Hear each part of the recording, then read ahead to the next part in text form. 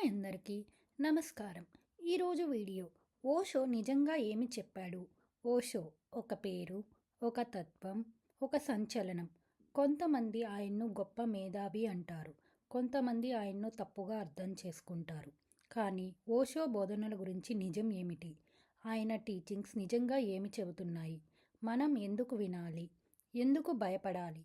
ఈరోజు ఓషో బోధనల అసలు సారం గురించి పూర్తిగా నిజాయితీగా మాట్లాడుకుందాం. ఓషో బోధనల ప్రధాన సారం నీలా ఉండి బ్రతుకు.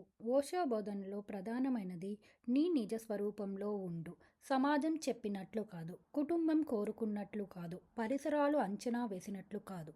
నీ మనసు, నీ స్వభావం, నీ నిజం ఎలా ఉంటుందో అది నీ జీవితం అవ్వాలి అని ఆయన అంటున్నారు. ఆయన కోసం స్పిరిచువాలిటీ అంటే freedom, awareness, Joy. Next, meditation అంటే నిశ్శబ్దం కాదు, జీవితాన్ని సెలబ్రేట్ చేయడం. ఓషో మెడిటేషన్ని బోర్డంగా చూడడం లేదు. ఆయన చెప్పేది మెడిటేషన్ అంటే నిశ్శబ్దంలో కూర్చోవడం కాదు, నీ శరీరం, నీ శ్వాస, నీ ఎమోషన్స్ అన్నిట్లోనూ పూర్తిగా అలైవ్గా ఉండడం. డైనమిక్ మెడిటేషన్ ద్వారా stress, emotional blocks, inner pain విడుదల అవుతుందని ఆయన నమ్మకం. ఓషో సందేశం ఏమిటి అంటే బ్లైండ్ బిలీఫ్ను ప్రశ్నించండి. అంటే ఓషో టీచింగ్స్లో పెద్ద ట్రూత్ ఏమిటి అంటే ఆయన ఏ ఐడియాలజీని కూడా బ్లైండ్గా ఫాలో అవ్వద్దు అని చెప్తారు. రిలీజియన్స్, లీడర్స్, సిస్టమ్స్ వాటిని బ్లైండ్గా నమ్మడం ప్రమాదకరం. నువ్వే ఆలోచించాలి, నువ్వే ప్రశ్నించాలి. ఇది ఆయన టీచింగ్ను రెవల్యూషనరీగా మార్చింది.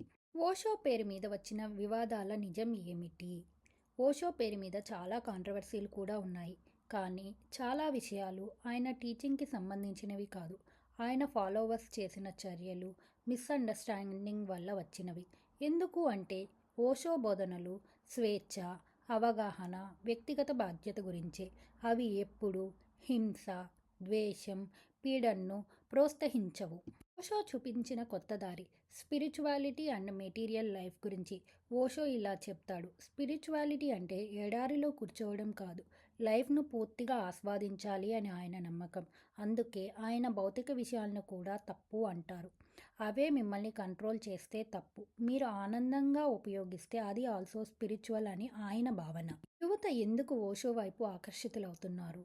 యువతకు ఓషో ఎందుకు కనెక్ట్ అవుతున్నారు అంటే ఆయన డైరెక్ట్గా మాట్లాడుతారు, మిస్అండర్స్టూడ్ ఎమోషన్స్ గురించి మాట్లాడుతారు, ఇండివిజువల్ ఫ్రీడమ్ గురించి చెప్పిన విధానం కొత్తగా అనిపిస్తుంది.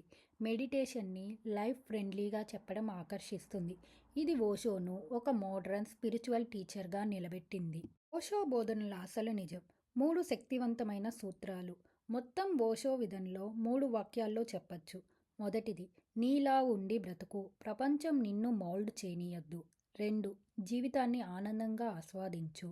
ఆనందం, ప్రేమ, డ్యాన్స్, నవ్వు కూడా స్పిరిచువాలిటీలో భాగమే. 3, మెడిటేషన్ ద్వారా అవగాహన పెంచుకో. Awareness is freedom, freedom is real happiness. Osho టీచింగ్ని యాక్సెప్ట్ చేయాలా, రిజెక్ట్ చేయాలా? అది నీ వ్యక్తిగత నిర్ణయం. కానీ ఆయన టీచింగ్స్లోని నిజం ఒకటి: జీవితం నిన్ను నువ్వు ప్రేమిస్తేనే అందంగా మారుతుంది. ఓషో ఏమి చెప్పాడు అంటే మీరు నిజంగా జీవిస్తే మీ జీవితం ఒక మెడిటేషన్ లాగా తయారవుతుంది అని. మీకు ఈ వీడియో నచ్చిందా? అయితే లైక్ చేయండి. Thanks for watching. Please like, share and subscribe guess it Telugu channel.